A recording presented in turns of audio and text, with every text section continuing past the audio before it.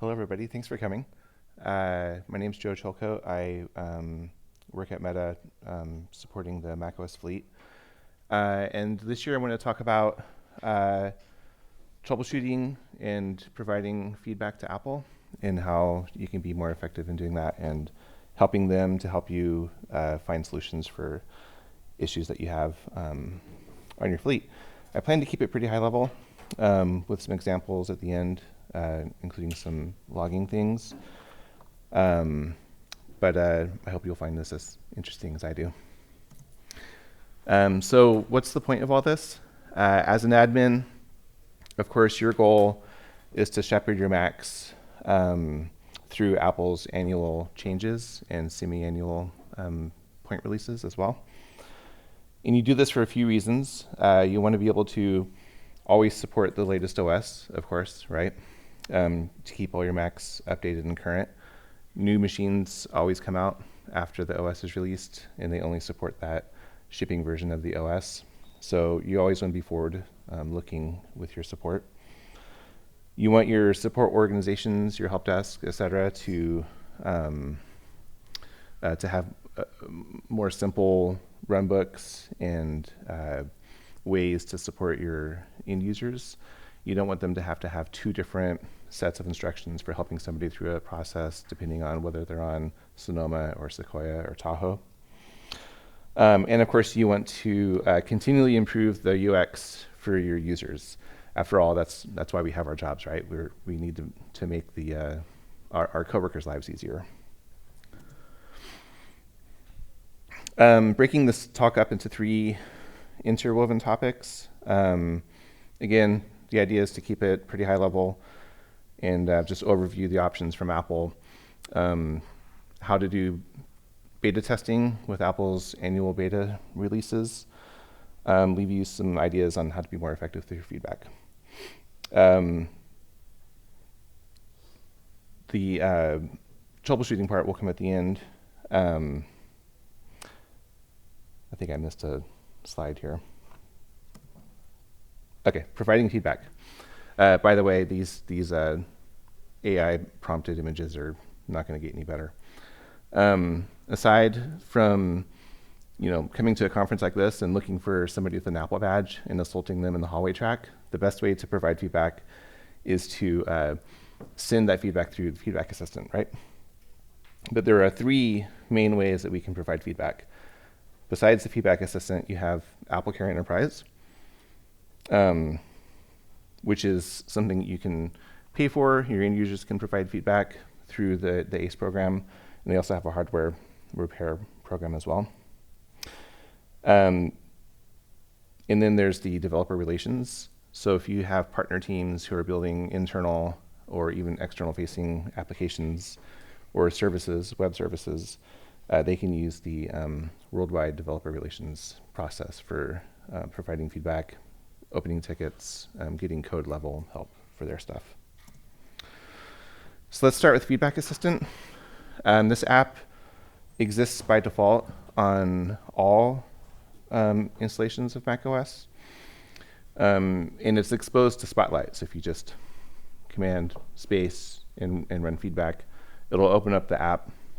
It's inside the core services, system library core services folder. But what's nice is it's always there.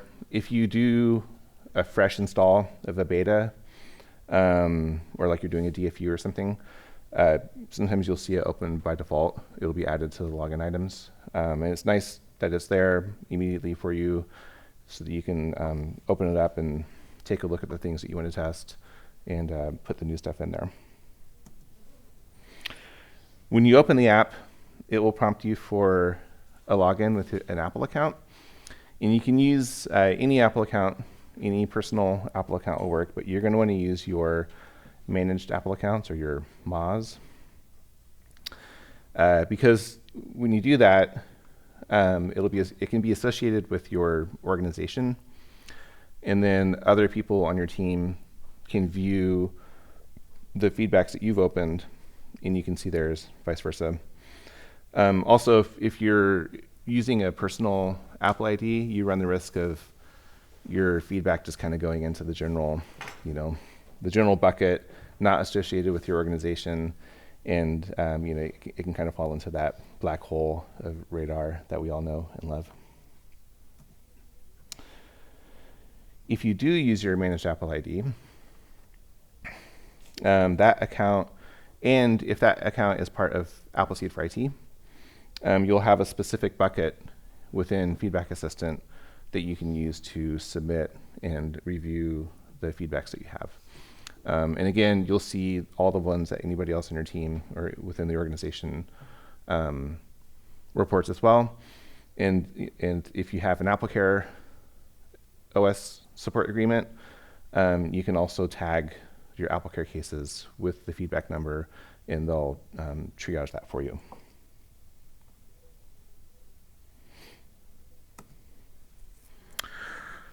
The Feedback Assistant itself has some advantages. The biggest one, of course, is that it can automatically slurp up all of your sysdiagnose and diagnostic files and put them into the feedback itself without you really having to do anything. You'll notice that when you hit submit, it'll spend a while generating those log files and attaching them to the feedback.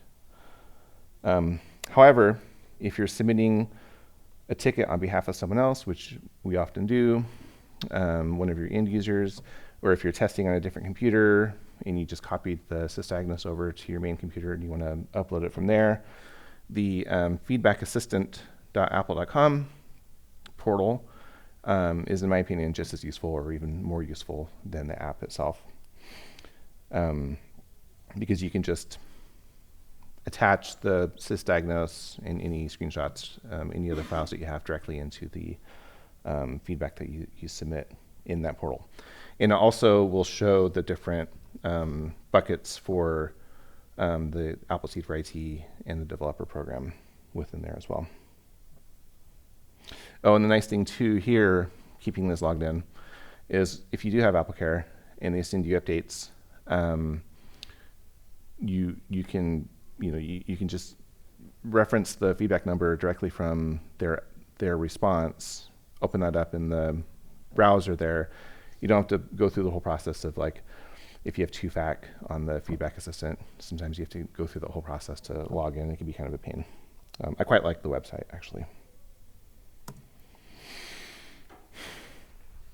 Which brings us to the AppleCare OS support plans. These days, they appear to have 3 levels of OS support. We're at 3 different price points. It goes from around $6,000 up to $20,000 for the preferred, and as high as $50,000 for the Alliance support package. So it's pretty pricey, but you get dedicated AppleCare agents who are responsible for triaging your tickets, and it's their job to keep giving you updates on the things that you've submitted. By the way, I love that you can use Apple Pay to buy this. I can't imagine anybody using Apple Pay to purchase a $50,000 support contract, which apparently takes a week to ship. I don't even know if, would your expense report even accept that as a as a receipt?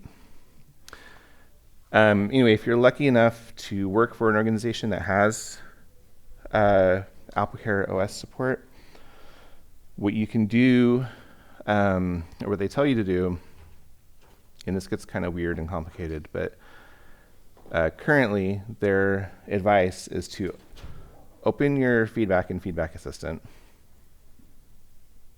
first. No, open the AppleCare case first, generate an AppleCare case number, copy that number, open the Feedback Assistant feedback, reference the AppleCare case within the feedback, and then you also have to put in your agreement number, because they have different backend systems, and AppleCare's backend system can't necessarily figure out which feedbacks go with which ticket yet. Hopefully they'll figure that out.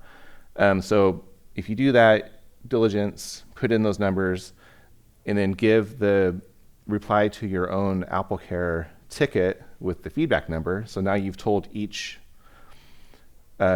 area what the other one's number was, then they can match them on their radar system. And the AppleCare agent will be way more effective at tracking down the engineer who's assigned that radar and getting you actual updates for that. And again, sadly, Feedback Assistant has a reputation of being a bit of a black hole. It's hard to get direct responses in there other than kind of like the cookie cutter, we think this has been fixed, can you go please try it out for us?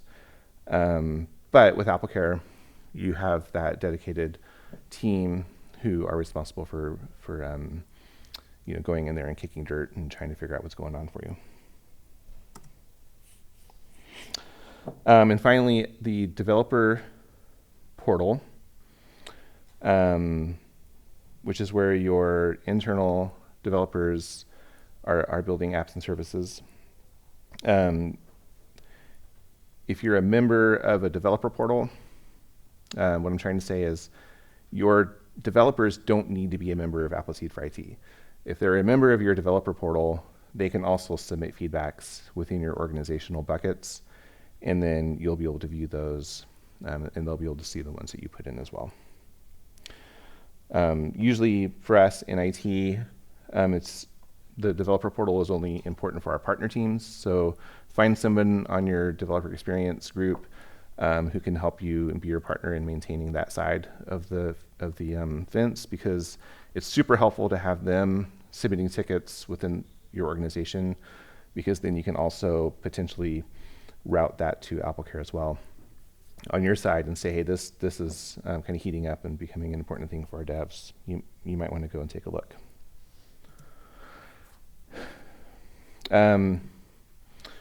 Earlier I showed how within Feedback Assistant you have a specific bucket for your Appleseed for IT. They have a separate bucket for the developer program. And it kind of doesn't really matter which one you put it in, as long as you're not putting it under the personal one, of course, because you can see all of the ones within the two areas within Feedback Assistant. And then there's also the worldwide developer relations that hopefully your development org has a relationship with. And there's a separate program that they can use for having kind of like high level or low level actually tickets open with them for code level problems that they're having. Before I move on to feedbacks to the practical side, I want to mention a few other kind of community-based options for providing kind of more passive feedback, and how to share your feedback with other people in the community if you're comfortable doing that, so that they can duplicate and maybe collaborate with you on the fixes. OpenRadar is been around for a long time. Sadly, I don't go there much anymore because I always forget about it, but it's useful because people will just post their feedbacks directly in there. They used to be just called radars externally, even though Apple still calls them radars internally. So it's searchable too, so you can go and look and see if anybody has reported something that you're seeing on your fleet as well. The Slack, Mac and Min Slack, of course, is very helpful for interacting with your peers, talking about issues that you're having, seeing if it's, the famous, is it just me or is everybody seeing this issue type of thing. There are specific channels for Appleseed and for feedbacks, Appleseed feedbacks, I think it's called. There are private channels, but I think if you go and poke around, you can figure out how to join those if you have an Appleseed for IT agreement. And those can be useful because people will post some of the issues that they're seeing on their fleet, and you can compare and contrast against what you're seeing as well. And finally, this one's kind of overlooked, but by default on Macs, it asks you if you want to share analytics with Apple. Quite often, companies and organizations don't want anything shared for legitimate reasons, and so that is managed to be off for, pretty much everybody. I don't think anybody leaves that on anymore, which is kind of a shame because, if you imagine a couple 100,000 Macs out there, getting a software update, they might all have a similar third-party app. If they all start reporting back to Apple, hey, there's this crash report for, some third-party app, Apple might be much faster to identify and go and fix those changes. As it is, you have to do kind of this arduous process of, submitting your feedback in your own little silo, maybe going into Slack and saying, hey, if anybody else is having this problem, can you duplicate this? And then you try to get the kind of crowdsourced movement behind it, and then Apple might potentially turn it into one of their voice of the customer tickets where they combine the accumulated impact numbers from several different companies, and then that way it kind of moves up their list of priorities of things to look at. But I wish there was an easier way to ensure, or at least to make people feel more comfortable with the privacy involved with submitting those analytics, because that would be nice to be able to provide. Still not done with the bad AI art, and it does get a lot worse. So what types of feedbacks are useful? I like to think of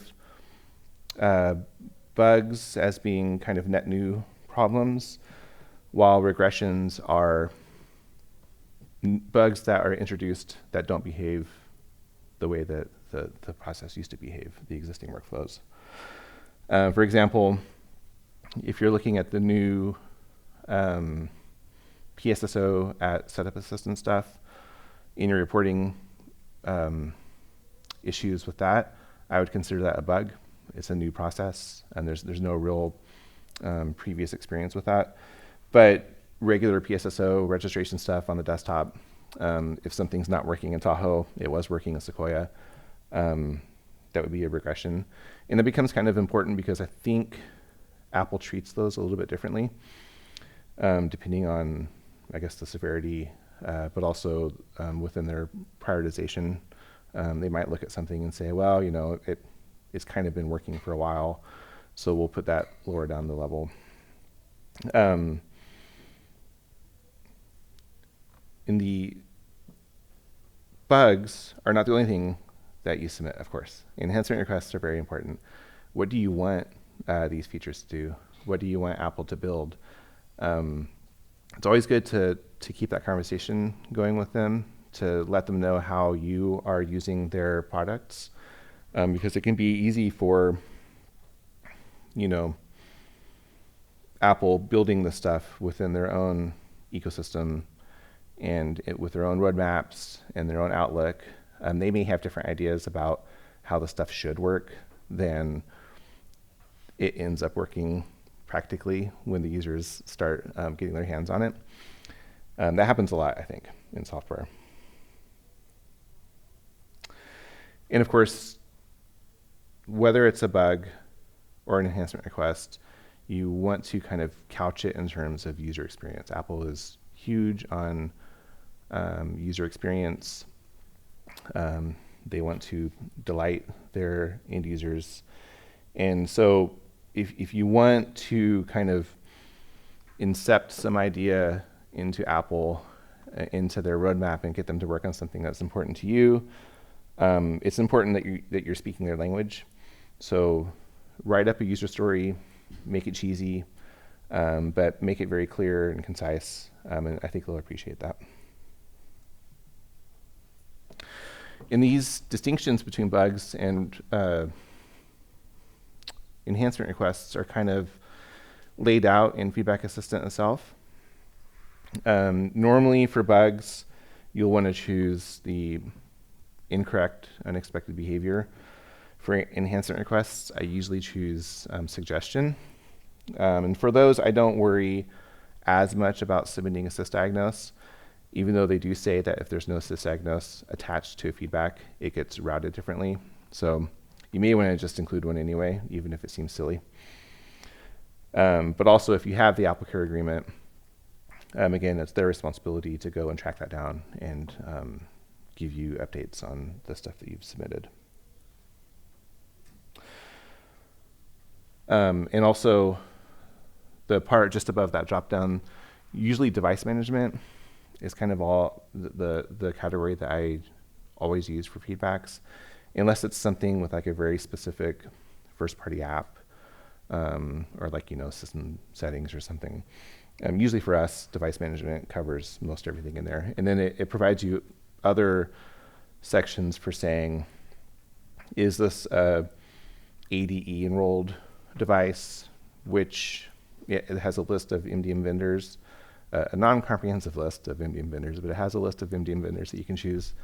And so you can get pretty specific with the feedbacks that you do if you choose the device management. This picture kind of got away from me with the prompt. It was supposed to be a picture of Hemingway dragging a urinal home in Key West, surrounded by his cats. I'm not really sure why he's dressed like Indiana Jones. So that's too creepy, so I'm going to change it. This is better. The bow tie is a nice touch. It kind of adds some class to the IT Fox.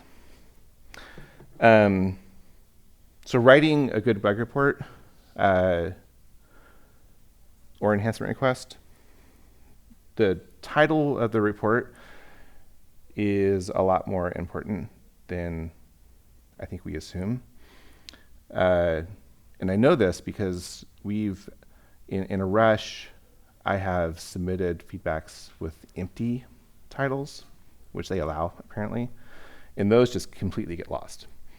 Because I think what they do is they filter on titles. So what I like to do is kind of use brackets, put the OS in the build, especially for betas, and then give a nice, short, clear sentence for what the problem is, and be sure to include deployment blocker if this is something that is going to require you to have to defer your Macs from updating in the fall. Consider your audience. Feedbacks go into the radar system. They're looked at by engineers who are very busy. They don't have any time to sit there and read in a screed about how you feel.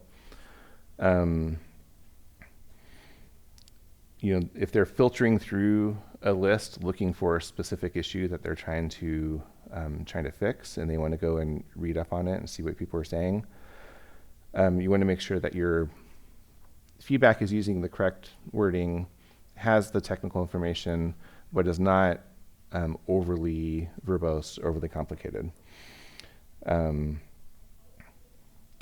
Very important to include the steps to replicate.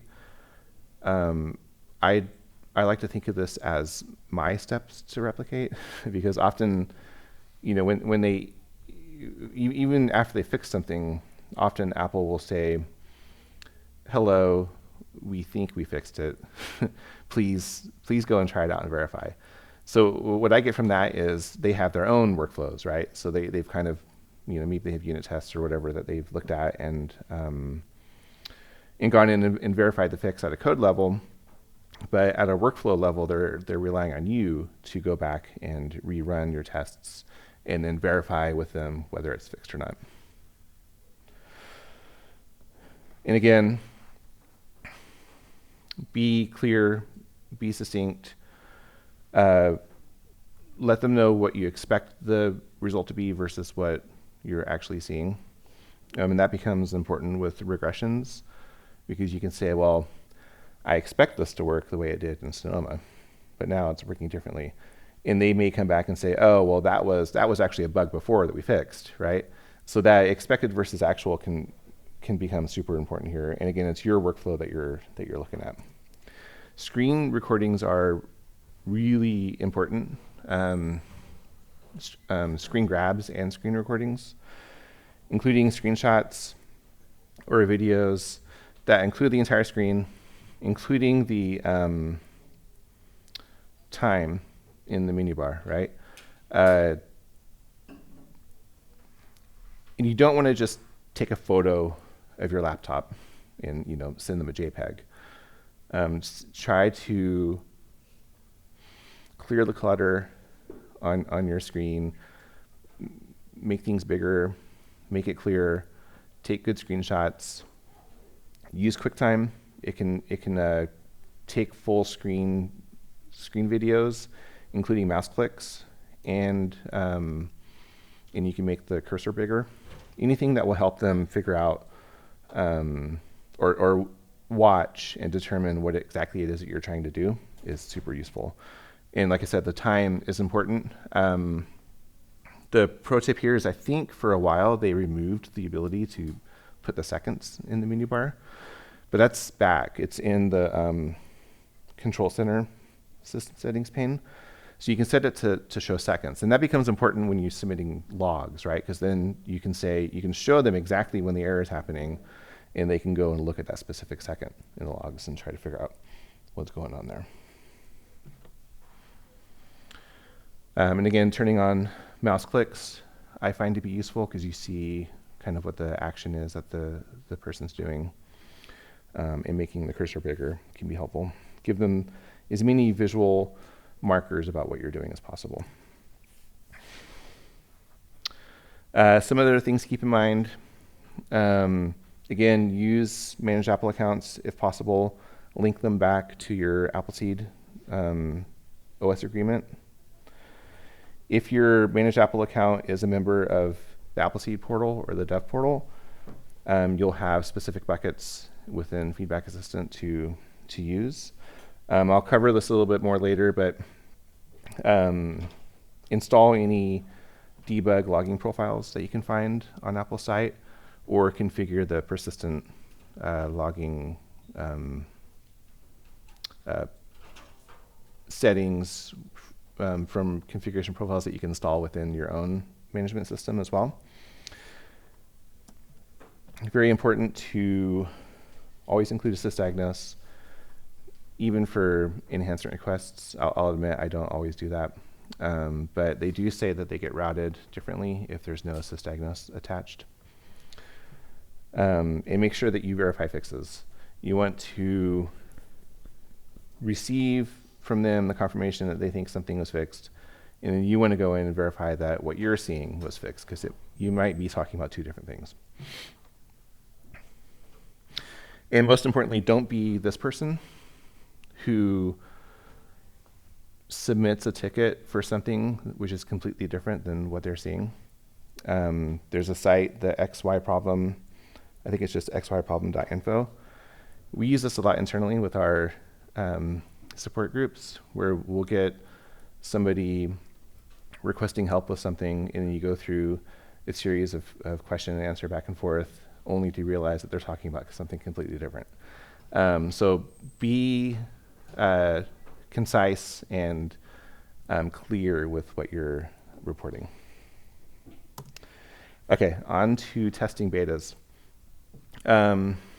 It's been mentioned by Apple anecdotally that around 2/3 of the bugs that get reported before beta 3 have a chance of being fixed by the general release.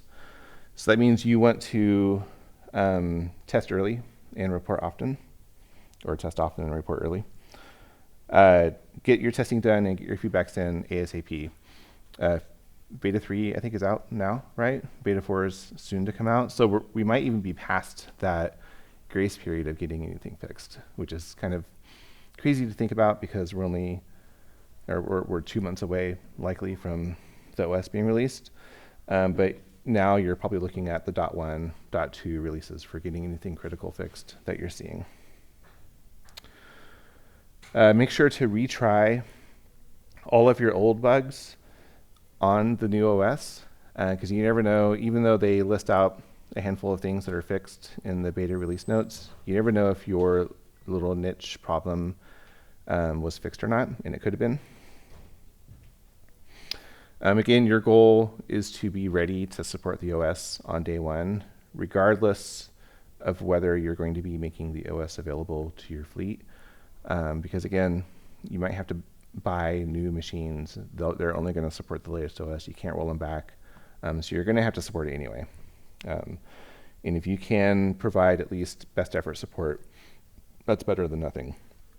And remember, Apple themselves are already focused on next year's OS. There are probably Tahoes in their in the taillights there.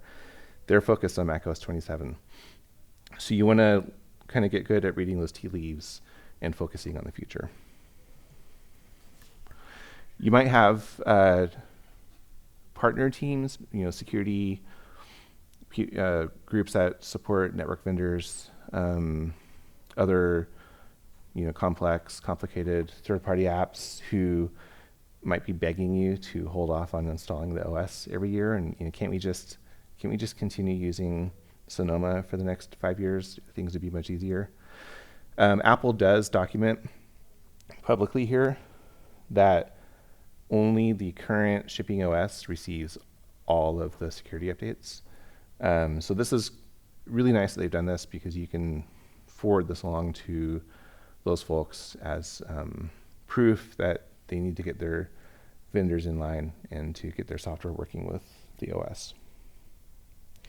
And again, you don't want to be diverging with your support orgs on having to support the latest one and an older one. It's much easier to keep things on one OS if possible at all. But if you do have to defer, you have up to 90 days within the configuration profile. You can set it to a 90-day deferral. Apple publishes that information on their deployment guide as well. It'll tell you when the version will fall out of that deferral period and when it will become available to your users, whether you want it to or not.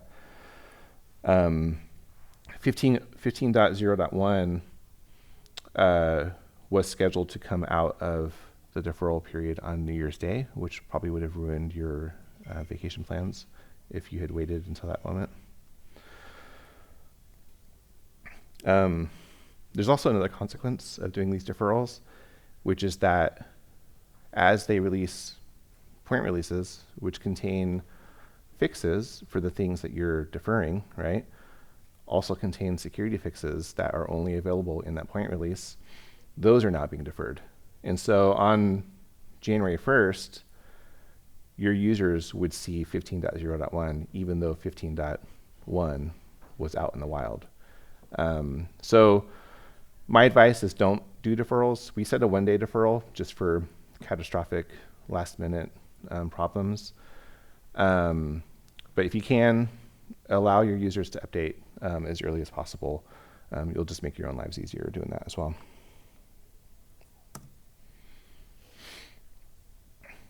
So what is Appleseed for IT? The for IT is important there because it used to just be appleseed.apple.com/IT, which now points you to the Italian translation of the site. And once Safari gets a taste of Italy, it just never, ever, ever wants to give that up. You have to basically reformat your machine to get it to ever show the regular version again, or the English version.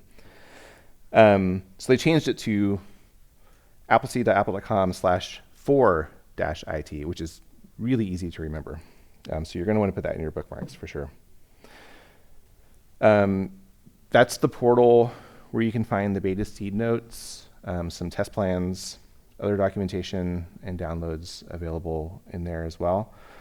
And importantly, that is where you want folks to go with their managed Apple ID to accept the terms and conditions, because if they don't do that, then they won't see those buckets within the feedback assistant for submitting feedback under your organization. This trips people up all the time. You have to ask somebody, if you have somebody reporting a problem and you say, hey, can you add this to feedback? I always forget to say, oh, by the way, first, before you do that, go to this website, agree to the thing, and then go do the feedback. There's also downloads for, what is it called? Mac Evaluation Utility, I think it is, which is super useful. And the Apple configurator betas get posted. I have a long-standing enhancement request with Apple to post the regular Apple configurator to the beta portal, because oftentimes getting it from VPP or having someone log into the App Store can be too much of a pain. So installing the beta, again, you're Manage Apple ID needs to be part of a portal, either the Appleseed for IT or the developer portal. Has to have agreed to the terms and conditions, very important. Then, if you're signed into iCloud on your Mac, if you go to the System Settings Software Update pane, you'll see an option to choose one of the beta catalogs. And you can change that back and forth. You can turn it on and off. But that's a lot of effort, especially if you want to isolate your testing to like an additional device, or you're working with somebody who doesn't use iCloud. Maybe your organization discourages the use of iCloud. It's a bit of a hurdle here to get your own system set up to start downloading and applying the beta updates. Luckily, there are other ways to do that. One is this command that you'll see floating around and being shared on Slack. It'll open the secondary pref pane there under the System Settings Software Update pane, whether you're signed into iCloud or not. Now, at this point, they'll need to sign in with their Managed Apple ID, but they don't need to go into the full iCloud and turn everything on. There are two easy options for kind of doing quick refreshes on hardware. There's, of course, the IPSW that you can use with DFU on Apple Silicons, but you can also access the Install Assistant package, which is really useful because it's just an Apple package. What it does is it installs the install Tahoe, install macOS Tahoe dot. I wish it was called Taco. Tahoe.app under your applications folder, and that can be useful for if you're building like the bootable USB sticks. You need that app installed. It's also possible to run that within recovery. We have a process that our techs in the warehouse do where they can download the package, it unpacks onto disk, and it runs the install assistant from within recovery. And so you can run, say, a Tahoe installer in a Sequoia recovery environment. It's not supported, but it works. In the SOFA open source, open organized feed for Apple software updates, that is a super useful resource under the Mac admin's open source repository in GitHub. And what it does is it's a feed for all of this metadata, including the download URLs for the package, the install assistant package, and the IPSWs. So I use this all the time for saying, hey, is there anyone out? Whenever Apple releases a new point release, you can run a little script and it'll give you those URLs. You can pass that along to your testers. You can put it into your automated process, etc. Another community resource is Nindy Gill's really great Mist CLI app. There's a Mist GUI app as well, which I haven't used. But the CLI one is super useful because his will go and find the install assistant packages for betas as well. So you can grab those, download them, pass that around, install assistant app on your system so you can create a bootable USB install stick, that sort of thing. But of course, DFU is going to be the fastest way to do these setups for test devices. And one thing here that trips people up a lot is when Apple releases a new beta, like right now, the Tahoe beta, if your machine is on Sequoia still, and you want to restore a machine to Tahoe, you need to install the Xcode additional tools for the newest beta Xcode on your machine before it'll allow you to do that. You'll get an error otherwise, right? So the easiest way to do that is just go ahead and download Xcode 26, install it, and then go and tell it to run all the additional tools. And that'll install whatever the frameworks are that DFU is looking for to be able to apply that system firmware onto the target device. Apple Configurator, of course, is a great tool for restoring DFU. But as of, and I believe as of Sonoma, right? Or was it Sequoia? Apple has support directly within the Finder for doing DFU restores. So you don't need configurator anymore unless you're doing like multiples at once and that sort of thing. In the Finder, if you just click restore, it will go out and find the latest IPSW and download it into some cache folder somewhere, and then apply that to the machine that you have in DFU mode. But the trick is, if you do option restore, you hold down the option key and hit the restore button, it'll bring up a file chooser, and then you can navigate to a folder that you have that has any listing of IPSWs, so you can apply whichever one you want. So I have a folder, I just dump all the beta IPSWs in there, and then I can option restore to apply those whenever I need to. And then when you click open, it'll start applying that IPSW over DFU to the Mac, and it'll give you a progress bar right there in Finder itself. This process takes about 8 or 10 minutes, I think. It could be faster. I suspect that there's some optimizations that Apple could do there. But the great thing about DFU is it activates the Mac as part of the process. So you don't have to boot into that recovery assistant environment and choose a Wi-Fi network and wait for it to spin and try to activate. It takes care of that as part of the DFU process, which is important for shops that are doing zero-touch deployments, because if you're just drop shipping machines directly to end users, they can still bypass joining a network when they start up the Mac for the first time, because it's factory activated and it's not like activated. When you do a DFU, it activates it with Apple, which triggers that local policy bit that says this is an organizational Mac that requires internet access before it can go through Setup Assistant. So just the act of spending 8 minutes prepping a machine with DFU before you send it out will reduce the number of help desk tickets that you get when people decline to join a network when they're setting up their Mac.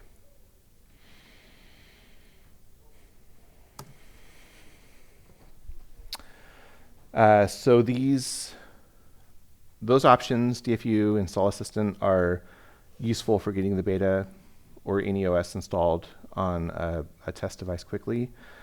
But one of the problems there is when you get to the desktop, when a new beta comes out, you're not automatically prompted to install that because you're not part of the beta catalog in software update.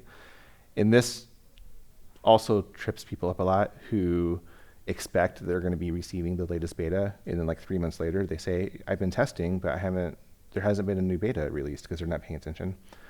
Turns out they haven't signed in to the software update pane and selected the beta catalog to have those display in there. So to make this easier, I believe it's with Sequoia as well, Apple introduced a new feature that allows your MDM to enforce the beta catalog upon enrollment. And I think it works with the software update process during Setup Assistant as well. So if you have it set, I think it'll configure the beta enrollment, and then you can have it download and install that beta package before they continue through the enrollment process. And this is super useful because it also configures the machine to be a part of that beta catalog without the user needing to sign in with their Managed Apple ID.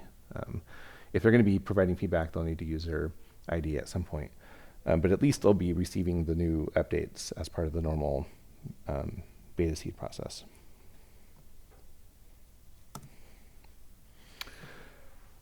Additionally, with macOS 15.4, Apple added this beta enrollment feature to DDM. So you can have a declaration that applies to a machine or a group of machines that automatically enrolls them in the beta program. And again, that will mean that it persists through updates, and they'll continue to see new versions show up there. Both of these new features require some interaction with Apple Business or School Manager. You have to go in and generate a token and then work with the MDM options for utilizing that token to make that beta enrollment connection on the machines. I haven't tried this out, but it's something that we're keen to use because we do have volunteers to do beta testing, and sometimes it's hard to continue to remind them to, oh yeah, remember to go in and sign in to the machine with your Apple ID and make sure you're enrolled in the beta.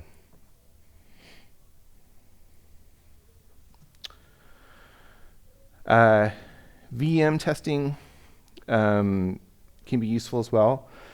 There are a bunch of free and even open source virtualization apps out there these days that you can do testing with. Virtual Buddy here is already set up to install the 26 developer betas. So you can, it's just a button that you click, and it'll go and download the IPSW for you. It'll apply that to the VM, boot you into it. Testing in VMs used to be a favorite choice of mine and for a lot of people. But with the Apple Silicon changes in like local policy, I don't think it's as useful as it used to be. It's good for quick and dirty testing for maybe apps or for some workflows, but you can't really use it for end-to-end testing. You can't enroll VMs. I don't think you can still in through automated device enrollment. Apple has made some improvements. I believe you can sign into iCloud now within VMs, but that still doesn't enable you to be able to do full end-to-end testing. I like to do hardware testing for that.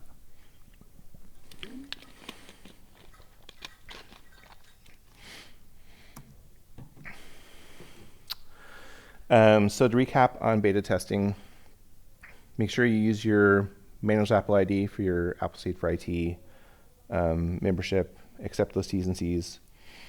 Read the release notes. Apple publishes them for us, so we should read them, especially the parts that talk about the fixes in the latest build, and they'll also include known issues in there as well. There's other documentation. There's the developer page that might have a different set of fixes. And then, of course, there's the what's new in Enterprise page that they have as well. So those different places can talk about different things. So it's always good to keep your eye on everything there. Make sure you install the Xcode beta before you can DFU macOS 26 to hardware or to a VM as well. The same rules apply there. This trips people up a lot as well. There's a lot of tripping in this talk. Often you'll see in Slack, somebody will say, hey, I signed in with my Managed Apple ID, I did the right thing, I accepted the terms and conditions, and I still can't see the update. And then you say, well, do you have an OS deferral applied? And they say, no, I don't. And then they'll come back later and say, oh yeah, I did actually. So make sure you're not, you're not hoisted by your own petard there.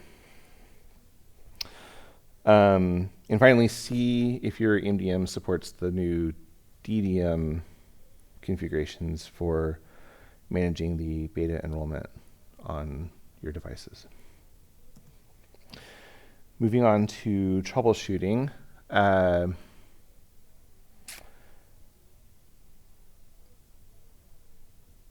Making sure that you have the correct context for your feedbacks is important. And so you want to do your own due diligence on narrowing down this problem before you report it, because you don't want it to be too vague that they don't know what to do with it. So you want your feedbacks to be informed, focused, targeted, because you want Apple to, get on to fixing the report and not have to sit there and try to decipher what it is you're talking about. if you're old enough like me to remember in the old days, and I didn't want to put a screenshot of it up there, but I just told the AI bot to make something up. But in the old days, there was an app called Conflict Catcher. Does anybody remember that? From OS 9, Mac OS 9. And it was really simple. It was a simple concept. It would just give you a list of all the startup extensions that the OS loaded, and you could just turn off half of them and then try it again. And then if it worked, good to go. Turn the other ones on, turn those off. If it didn't work, keep turning off half of them. Just divide and conquer until you narrow down at the time which extension was being the problem. Then you could just go and delete it, right? Those were the good old days. Mac OS in 2025, of course, is way more complex than that. But I feel like a lot of the same lessons apply. You could even utilize that in launch daemons by deleting half of the ones that you have in your system, reboot, see if the problem still applies, that sort of thing. It's useful usually to start with a vanilla system and then build up from there until you can replicate the problem, because that helps identify maybe which particular third-party app was installed or system extension or something that could have hit at that exact moment.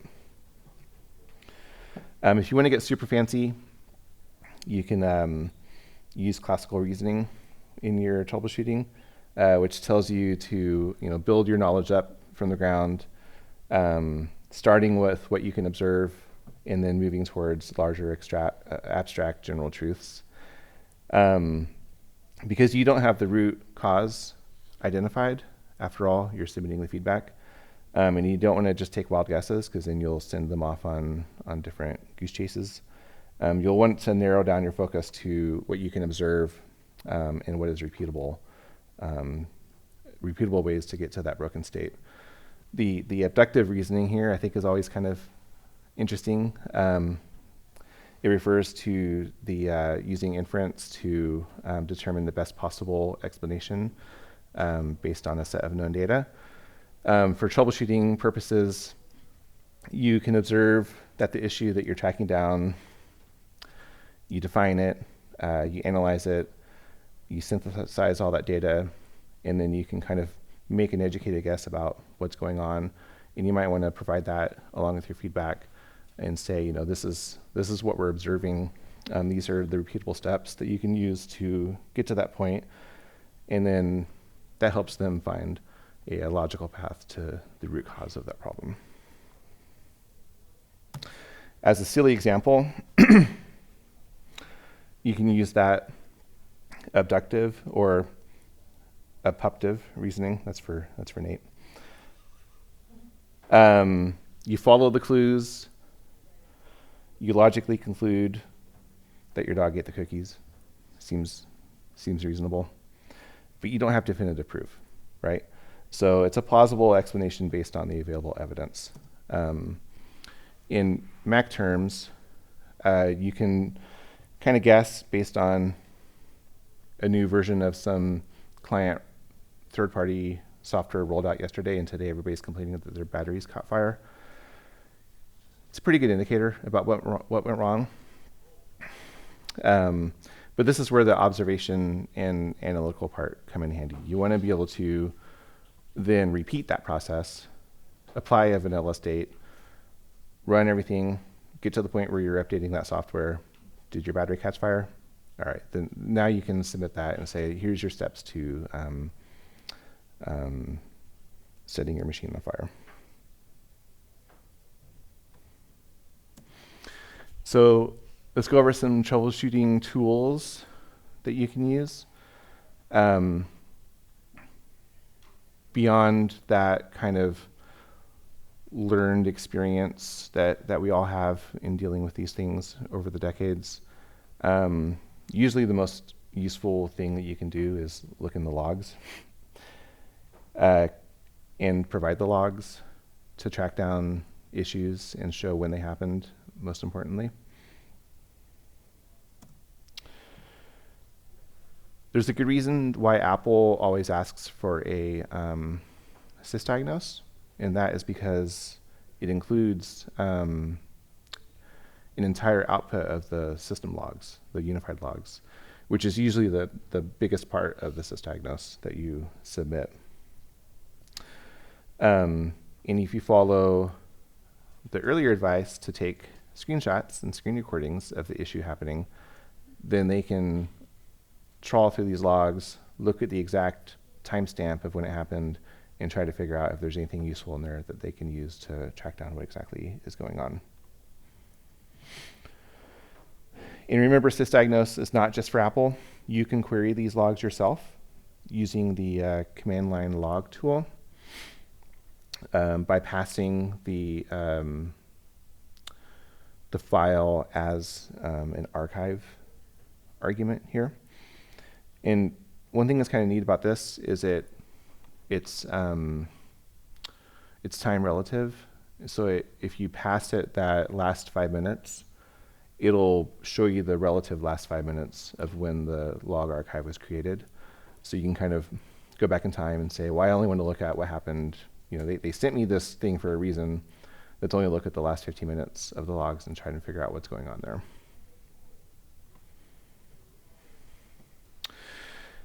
And if you're debugging directly on an affected machine, or you're trying something out on your own machine, running the log collect command to combine just a subset of the unified logs that you want to look through is useful, and it's a lot faster than just running sysdiagnose over and over, which can take several minutes. So you can run log collect for the last 15 minutes after you've triggered a bug, and then it'll be a much smaller archive that you can pass around and look through as well.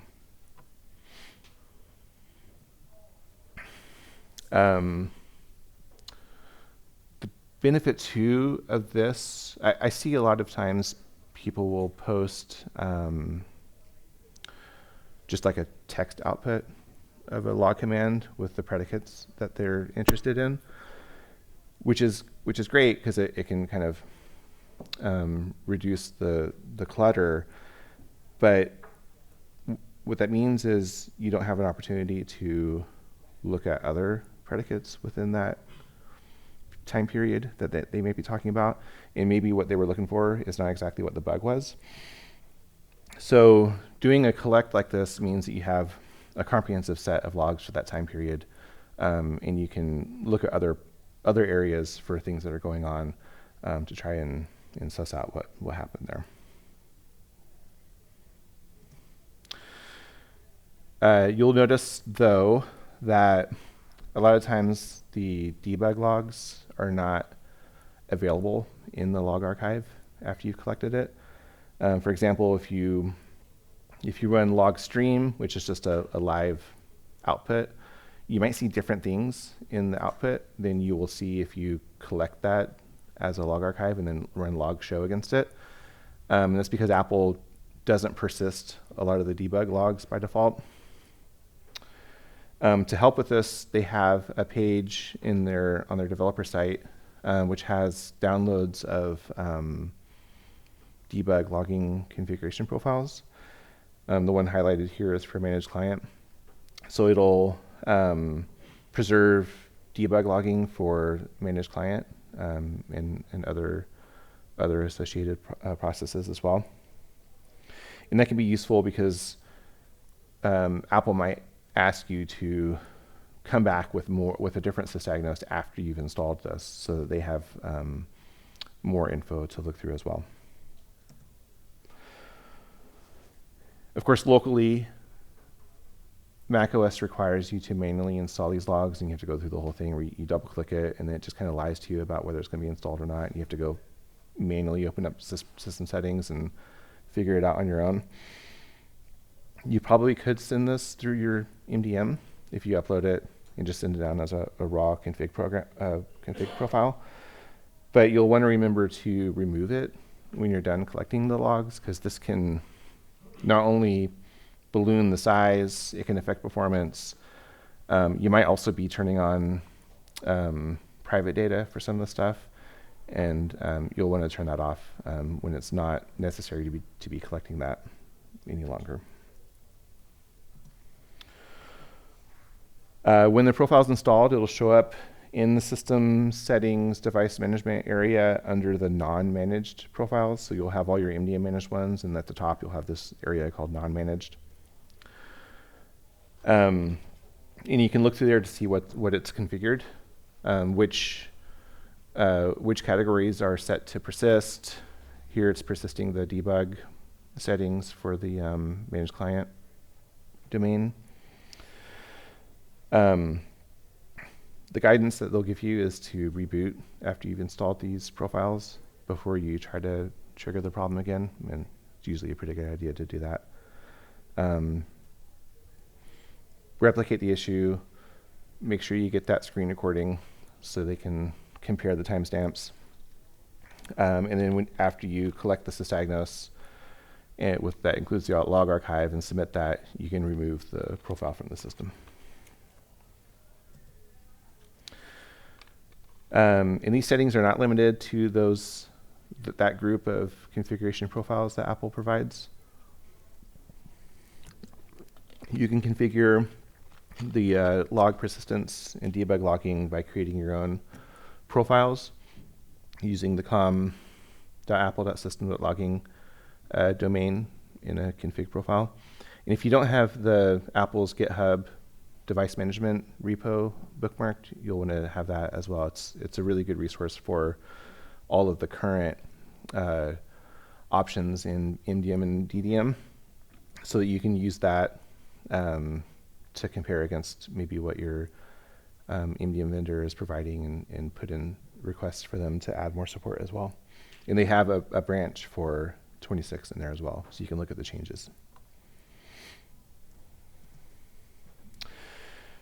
You can, of course, push those profiles down through your MDM.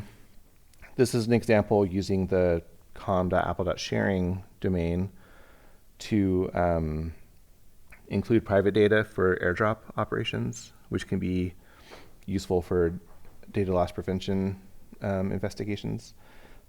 But again, you'll want to be careful setting these settings. You don't want to just push this to everybody, because it can generate more information than you think. It could also turn on logging of private data that you may not want to be collecting on your entire fleet, and that sort of thing. Unified logs can be very verbose. So turning on all it could be tempting to just go in there and turn on debug persistence for everything, but that could actually have a significant impact on the system.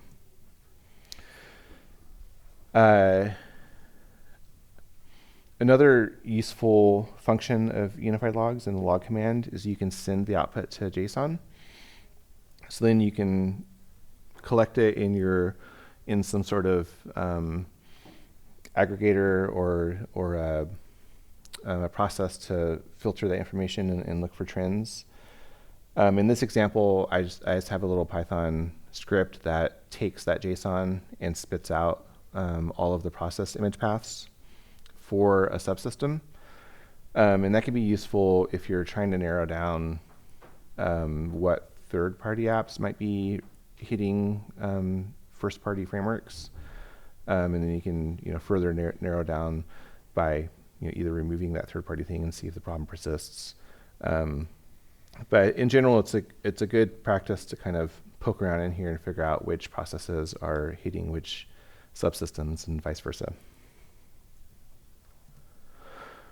For some examples, in this one, and this is a practical example that we've used recently, looking at battery capacity over time.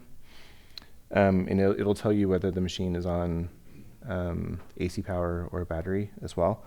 We're tracking an issue where a lot of people are seeing significant battery drains when their Mac is asleep and unplugged. So we use this to kind of correlate and prove to Apple that, hey, this machine was asleep overnight, but if you look at the logs, it just went % down, % down, % down pretty quickly over like a 4-hour period until it hit 0. Providing these logs to Apple helped them find what seems to be a pretty gnarly bug in the Wi-Fi firmware that is supposedly fixed in 15.6. So I'm hopeful that will be the end of these complaints, but we'll see. This example is showing the MDM client requesting Bootstrap token. A year or two ago, there was a really bad bug in macOS with MDM initiated software updates where it wasn't correctly grabbing the Bootstrap token to use for authentication to do the non-authenticated reboot.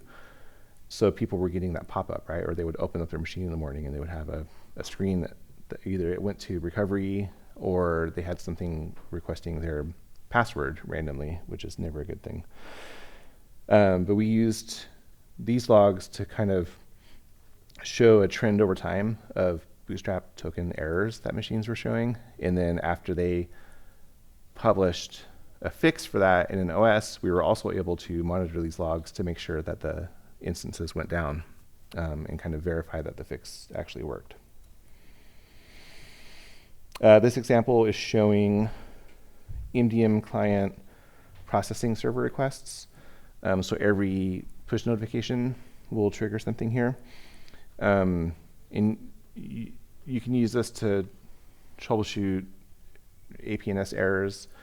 We found a bug a year or two ago where anytime the pf.conf file was edited and reloaded, APNS would kind of go on a walkabout for about 15 minutes. So we were able to show via the logs that like there's just no activity at all for that period of time until it kind of hit that timeout where it restarts itself.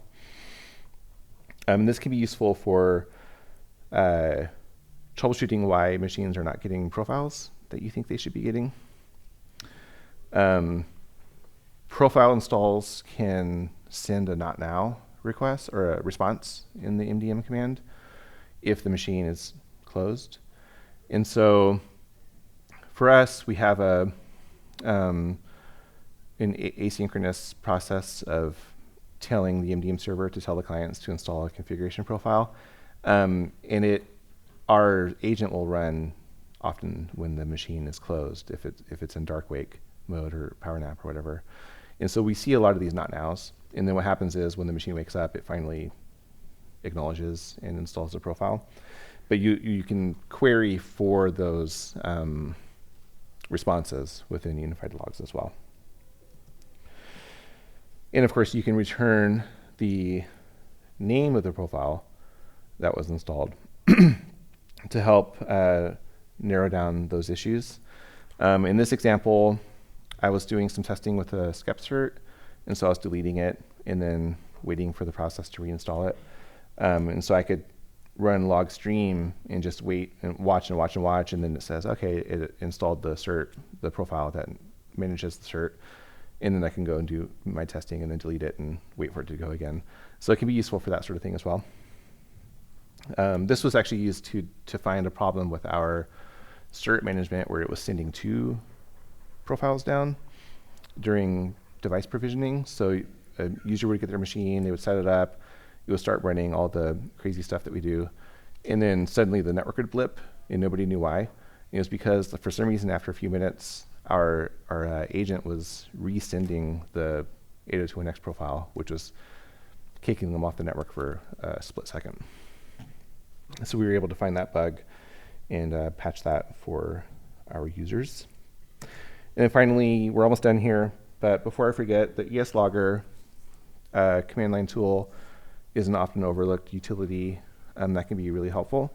And credit goes to my coworker there, Nate, on this one as well. It interacts with the endpoint security events, so you can use it to look at things like xprotect events or gatekeeper overrides and stuff like that.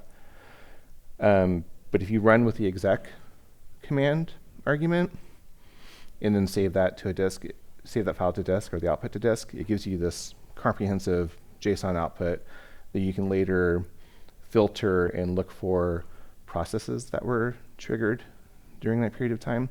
So we've used this for figuring out what third-party or internal utility was doing some operation, like I think maybe interacting with the keychain or something.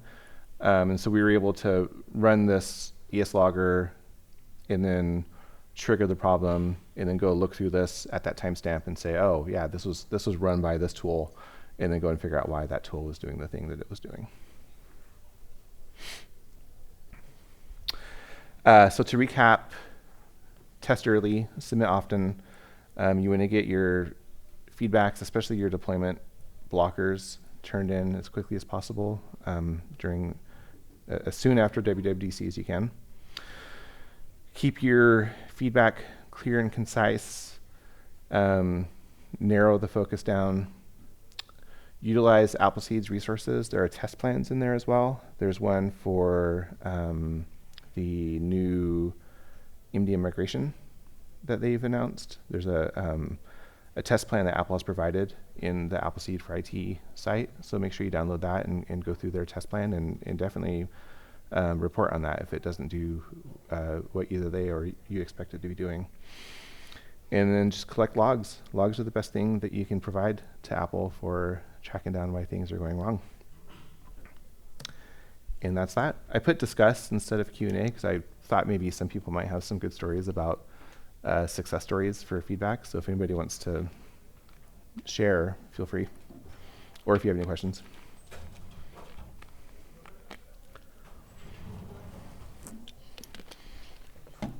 Oh boy, this is not going to go well.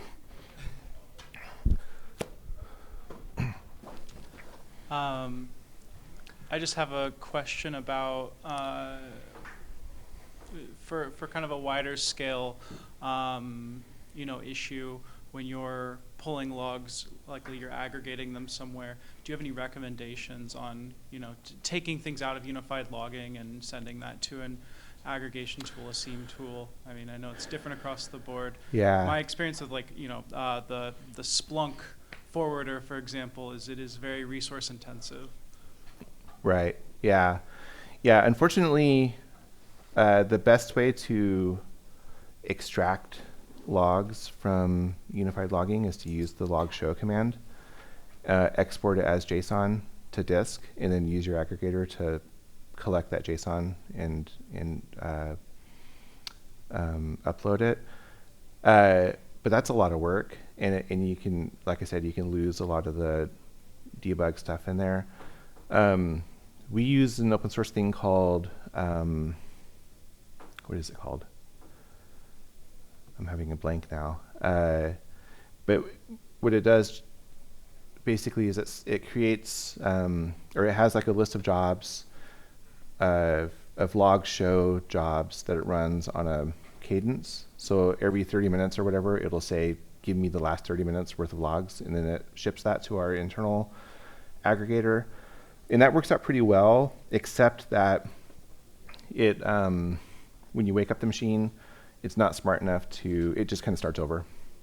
So I tried to use that to gather software update logs during the update process, and that never worked because when the machine booted up, the launch agent would start again, and then it would be at time 0 again, and it wouldn't go back and collect that. So I never went back and tried to figure that out. You could run, if you're crazy, you could run log stream and then just stream that to some Splunk-like thing, but that seems like madness to me. But yeah, Apple doesn't really have a good story there for collecting those logs. Thanks. Wes, you need the box.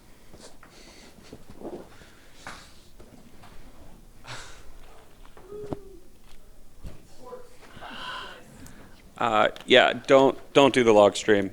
We did that for like 10 different. Remember when I said it's madness? Yeah.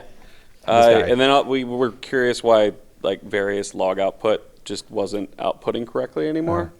Yeah. Because we had like 10 log streams going at one time. But I'm actually curious about the battery one. Was that not related to a YubiKey? No. No? It's a Wi-Fi firmware thing so what was happening is the affected machines, I can never replicate this, but the affected machines, normally APNS will trigger dark wake every 15 minutes or so, which is normal. Affected machines were having dark wake events several times a minute, several thousand times overnight. And so their batteries, and then what would happen is a third-party app would come along and say, cool, I'm awake, I'm gonna go do stuff, and then it would just drain the battery. Yeah. We saw that too, and Apple was just like, no, the computer's working as expected. And I was like, I don't think Yeah. so, but that's great to know. Thank you for doing all the hard debugging on that one. Yeah, sure. Anything else? We're out of time anyway, so thank you.